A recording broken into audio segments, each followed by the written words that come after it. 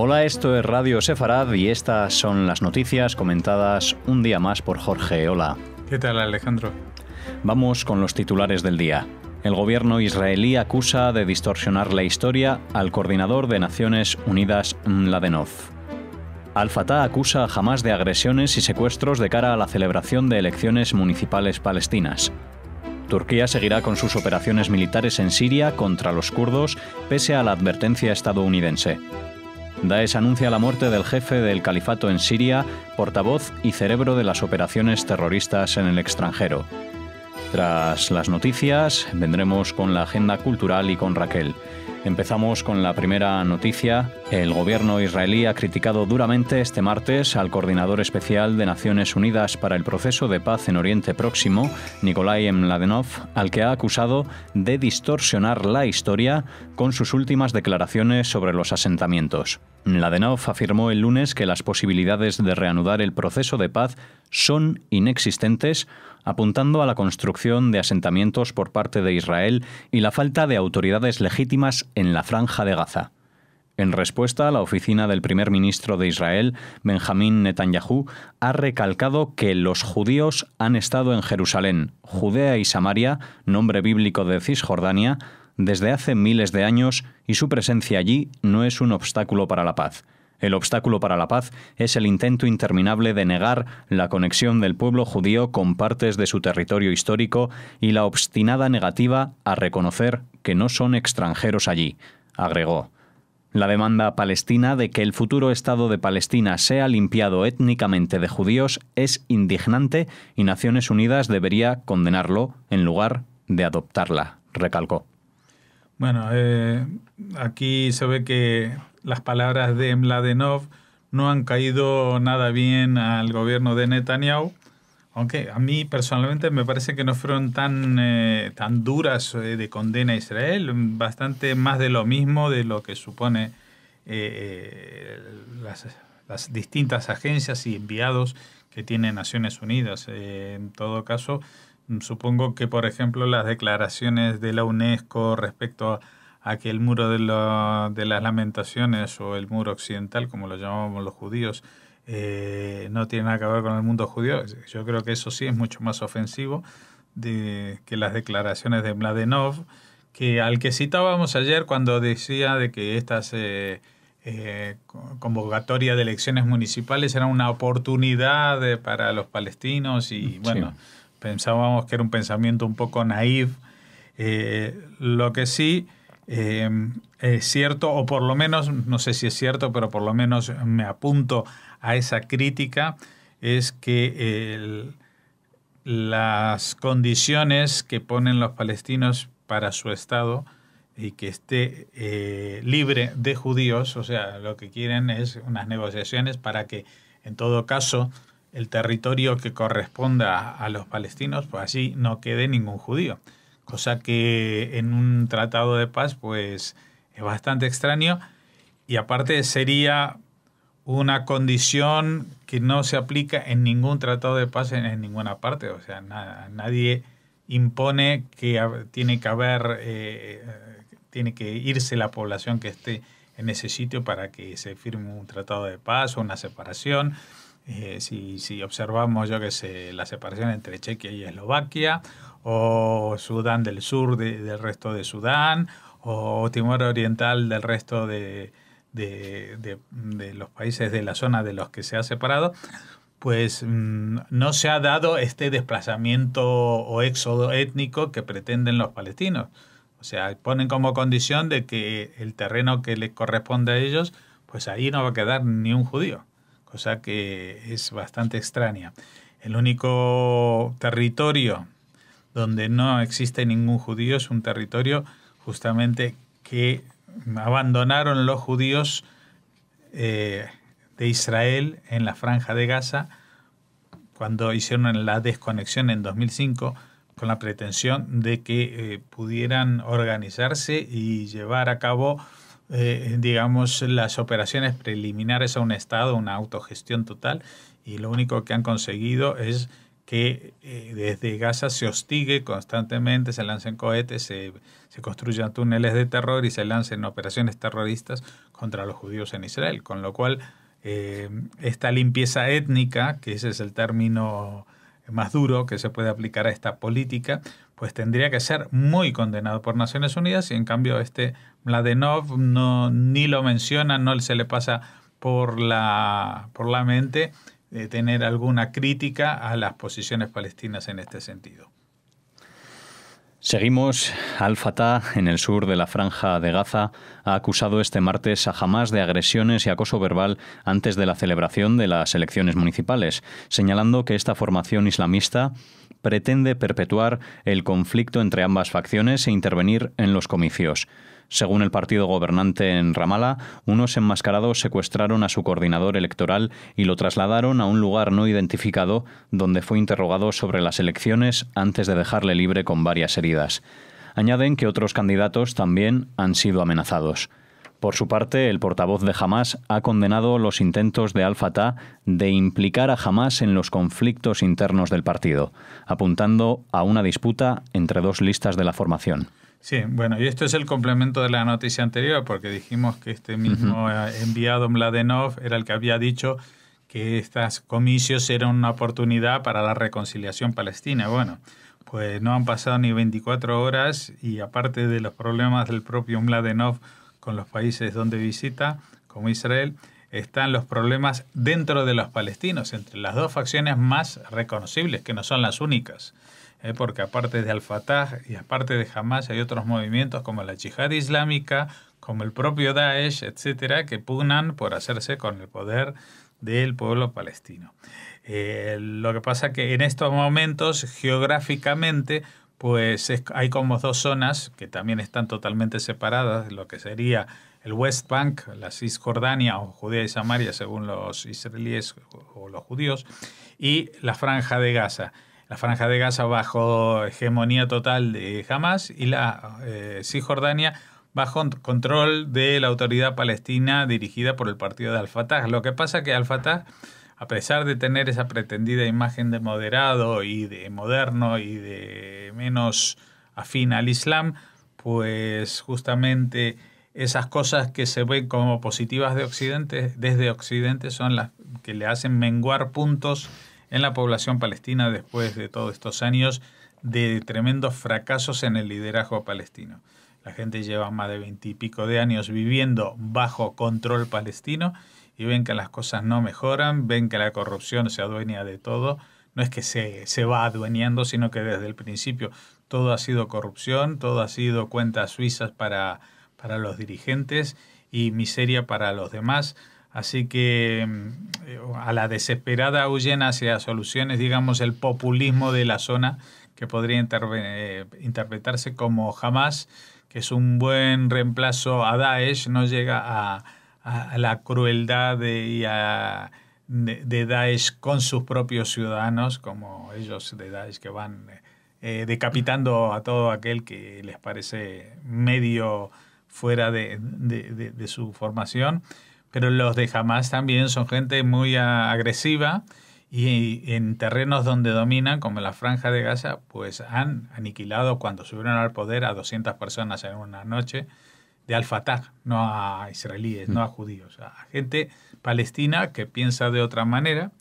Y ahora, a la vista de estas elecciones, pues vuelven a recrudecer los ánimos. En vez de ser un acercamiento, pues lo que se está provocando es un mayor enconamiento y con técnicas tan poco democráticas como es secuestrar a los adversarios y ver cuál va a ser su política y sus tácticas, sacándoselas por la fuerza o amenazando directamente a los candidatos para que no se presenten.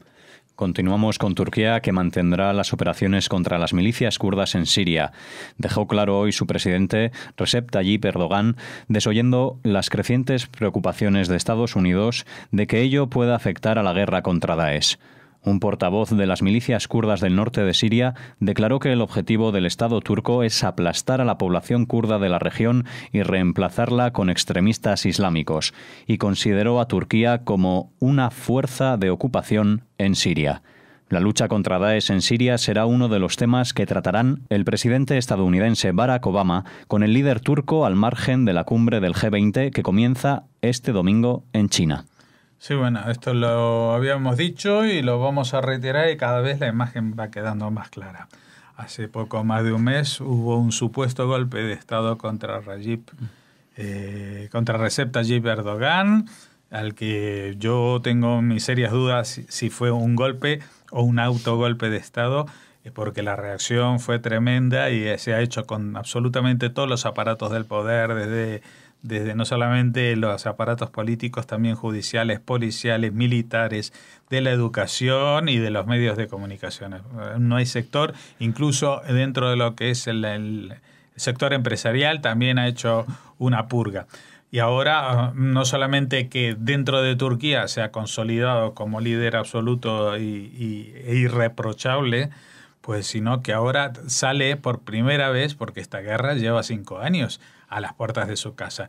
Y él dijo que no iba a soportar, pues aguantó con la boquita callada 5 años. Ahora que tiene todo el apoyo supuestamente de su país, y que ya ha descartado completamente integrarse en Occidente y en Europa o en cualquier institución del mundo civilizado, pues se lanza a la conquista en el estilo más puro, estilo medieval, de salir a matar enemigos allí donde estén, fuera de sus fronteras. En este caso se ha ido a Siria con la excusa de que va a combatir el terrorismo. Pues en el camino habrá matado a 2 de Daesh, pero a donde va directamente es a matar kurdos. Estados Unidos le dijo, no, que nosotros estamos apoyando a los kurdos para que combatan. Y él le dijo, ¿Estados Unidos? ¿Quién es Estados Unidos? Esta es la sensación que se transmite y esta es la sensación que deja Barack Obama después de 8 años de desgobierno mundial al frente del mismo. Y bueno, a ver qué es lo que le alcanza a decir en esta cumbre del G20. No olvidemos que a Obama le quedan pues 2 meses de gobierno hasta noviembre. Allí habrá elecciones y ahí tendremos un poco más de lo mismo con una variación con la mujer, con Hillary Clinton, o algo totalmente diferente y que puede ser terrible porque justamente Donald Trump le gustan las personas como Erdogan y como Putin, o sea que no descartaría que si fuera por Trump, pues saldrían a cazar kurdos todos los fines de semana. Finalizamos ahora con un anuncio de Daesh que ha dicho que su portavoz y dirigente del califato en Siria, Abu Mohammed al-Adnani, ha muerto durante combates registrados este martes cerca de Alepo, la principal ciudad del norte del país árabe, durante una visita a uno de los frentes de la guerra. La coalición internacional liderada por Estados Unidos ha anunciado que lanzó un ataque aéreo dirigido contra al-Adnani, pero que todavía no puede confirmar su muerte. Al-Adnani ha servido como el principal arquitecto de las operaciones externas de Daesh y de portavoz jefe. Ha coordinado los movimientos de los combatientes, ha alentado directamente los ataques solitarios contra civiles y militares y ha reclutado a nuevos miembros, Jorge. Bueno, menudo bicho, pero el tema, Alejandro, es que no hay que echar las campanas al viento. Uno no se alegra simplemente porque haya muerto alguien, sino porque este es realmente un mal bicho, un personaje que no solamente era el dirigente máximo de Daesh en Siria, que ya de por sí es un crimen contra la humanidad, sino que era el que coordinaba las acciones terroristas en Occidente. Cuando estamos hablando de esas acciones son, por ejemplo, los atentados de París de noviembre, los apoyos y cómo reclutar a lobos solitarios a través de las redes, etcétera, etcétera. También era el que hacía las declaraciones más formales. Por lo tanto, Estados Unidos incluso había puesto precio a su cabeza, habían informado que darían $5 millones a quien informara concretamente sobre su paradero para su eliminación o detención o lo que fuera. El tema es que Daesh lo ha anunciado antes que Estados Unidos y a mí eso no me termina de convencer. Está bien que ellos lo han puesto como un héroe, en sus publicaciones pues lo han dicho todas las cosas, lo han destacado como alguien muy positivo, pero este tipo de de bestias del terrorismo a veces hacen como actos de mutis por el foro, como que desaparecen, pero están y vuelven a aparecer en otra parte. Así que yo esperaría a ver si Estados Unidos lo confirma. Estados Unidos tampoco es que sea la Madre Teresa y que todo lo que diga va a misa, pero que por lo menos tratan de buscar algunas evidencias físicas y palpables de que ha sido eliminado. Si es así, pues bien, aunque esto no va a alterar, porque ya hemos dicho desde hace tiempo que la lucha militar contra Daesh, aunque todo el mundo estaba muy acongojado, pues militarmente Daesh, a pesar de tener muchas armas, no aguanta ni 2 telediarios, como quien dice. O sea, el hecho de que hayan tardado tanto tiempo en lograr estas ventajas militares es porque Occidente no se ha querido comprometer y no ha querido montar el show de los féretros de militares que vuelven a casa, ¿no? Y entonces ha dado apoyo aéreo, la coalición internacional, bombardeos de artillería desde lejos, pero las fuerzas que han entrado son fuerzas militares de muy poca calidad, como los nuevos soldados iraquíes, entrenados por Irán o por Estados Unidos, pero que tampoco tienen digamos, una motivación tan elevada, ni por supuesto una experiencia y un control tan alto. O los kurdos, que tienen sí mucha motivación, pero que no tienen el armamento casi. Bueno, la destrucción militar del califato de Daesh es un hecho y cada día veremos más noticias que lo van confirmando, como el mapita, se va la mancha negra esa de Daesh en Oriente Próximo, se va reduciendo y reduciendo. También en Libia hemos visto que han habido retrocesos. El problema de Daesh no es ese. El problema de Daesh es su capacidad de reconversión a lo que era antiguamente Daesh. No olvidemos que Daesh salió de las filas de Al-Qaeda.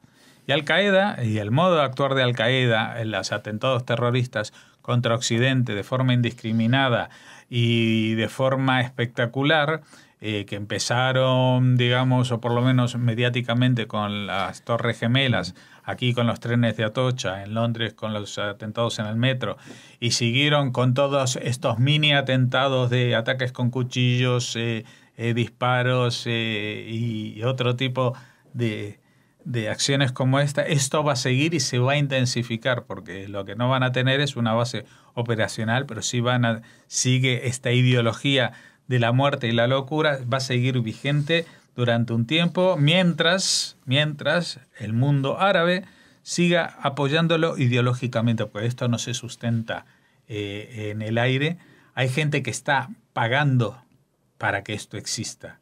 Muchos millones y millones y millones de euros para que esto exista. También hay gente que paga para que deje de existir, pero esto ha surgido porque alguien lo ha financiado y porque alguien ha financiado a los ideólogos, a los clérigos que van difundiendo este odio y ese odio que se propaga a través de no solamente de las mezquitas, así se hacía antes y así se edificó a la Al-Qaeda. Y hoy en día no necesitan ni siquiera las mezquitas se llaman redes sociales y a través de ellas pueden incentivar los ataques terroristas y seguir envenenando las mentes de musulmanes y de no musulmanes que van a actuar en nombre de la supuesta Sharia o la supuesta verdad que tiene la obligación el Islam de propagar por el mundo y que se llama yihad. Bien, Jorge, pues gracias. Terminamos aquí las noticias. Hacemos una breve pausa y continuamos con la agenda cultural.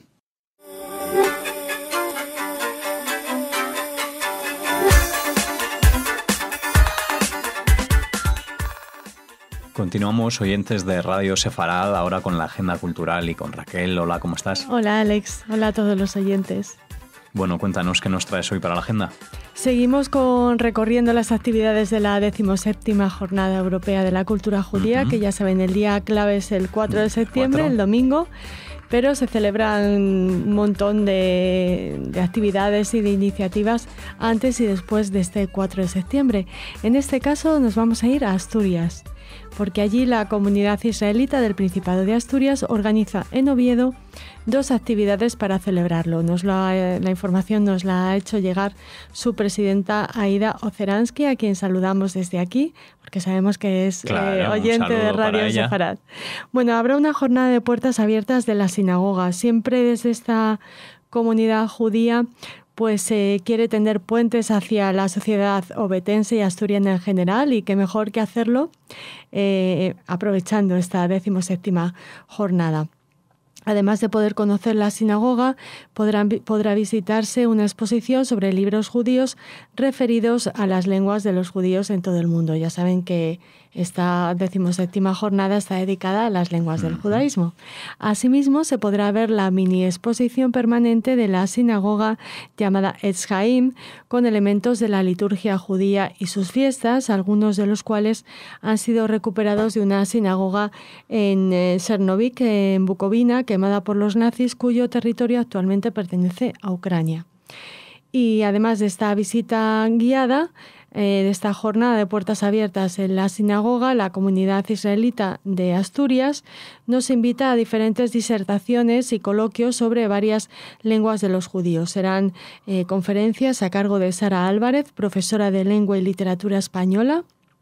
También intervendrá el filólogo ovetense Ramsés Fernández, máster en Lingüística Aplicada, y Pedro Huargo Kasop, que es profesor de Lengua y Cultura Hebreas en la Comunidad Israelita de Asturias. Las disertaciones tendrán lugar en 3 pases, a las 11, a las 12 y a las 13 horas, el horario de visitas de 10:30 a 14 horas. Pues una gran oportunidad esta vez en Oviedo para poder acercarse a las lenguas judías.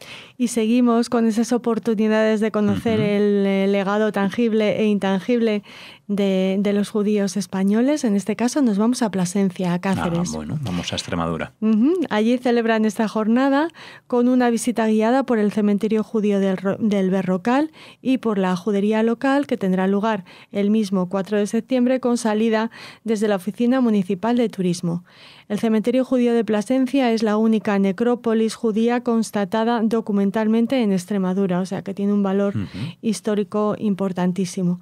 Además, las jornadas se extienden, en este caso, hasta el 24 de septiembre, cuando en la plaza de la catedral de la capital del Valle del Jerte se celebre un mercado judío que tendrá su punto álgido con la celebración o la recreación más bien de una boda judía. Bueno, pues un bonito lugar para celebrarlo, Plasencia. Conozco Plasencia y es un enclave muy bueno para celebrar este tipo de Hombre, fiesta. Que la presencia judía ahí es importantísima. Y terminamos esta agenda cultural con una recomendación literaria. Mira. Ya sabes que nos gusta combinar lo de las jornadas con algún otro apunte. Claro. Ayer hablábamos de cine con la última de Woody Allen. Y hoy les presentamos la mejor novela de Leo Perutz, De noche bajo el puente de piedra, un clásico de la literatura europea. Es un escritor, Leo Perutz, admirado por Graham Greene, Ian Fleming o Jorge Luis Borges, y esta es una de sus mejores novelas, si no la mejor, y de hecho es una de las mejores novelas históricas de la literatura universal. Nos la presenta a Libros del Asteroide, hablaremos con su editor próximamente, con Luis Solano, pero ahora queríamos animarles a la lectura de De noche bajo el puente de piedra, que es una historia de historias, es un relato de relatos ambientado en la Praga del siglo XVI. Nos habla de Rodolfo II, rey de Bohemia y emperador del Sacro Imperio Romano Germánico, amante de las artes, manirroto y paranoico, del gran rabino Loev, ya saben, el rabino del Golem, místico y vidente, y del riquísimo judío Mordejai Meisel y su bella esposa Esther, eslabón entre la corte y el barrio judío. El depositario de todos estos relatos es Jacob Meisel, un misterioso estudiante de medicina que sostiene que los profesores de historia que enseñan en los colegios y los señores que escriben los libros de historia no saben ni entienden nada, y que es a veces la literatura la que nos sitúa más en la realidad que la propia historia. Bueno, pues perfecto. De noche bajo el puente de piedra es un clásico de la literatura centroeuropea y una magnífica recreación de las leyendas e historias de la maravillosa Praga. Pues gracias por esa recomendación. Una ciudad sin duda preciosa, un lugar perfecto para conocer historia de historias y animar a nuestros oyentes a la lectura. Además, Alex, el último libro que publicó en vida Leo Perutz, que nació en Praga. O sea, que escribe sobre su ciudad y estamos deseando leer De noche bajo el puente de piedra. Pues ahí queda esa recomendación y nada, volvemos mañana. Yo no. Contigo no, porque no estarás aquí, estarás en Israel. Pero vuelvo pronto. Y volverás pronto, así que nada, te esperamos. Disfruta estos días y volvemos mañana con más noticias y más agenda cultural sin Raquel, pero aquí en Radio Sefarad.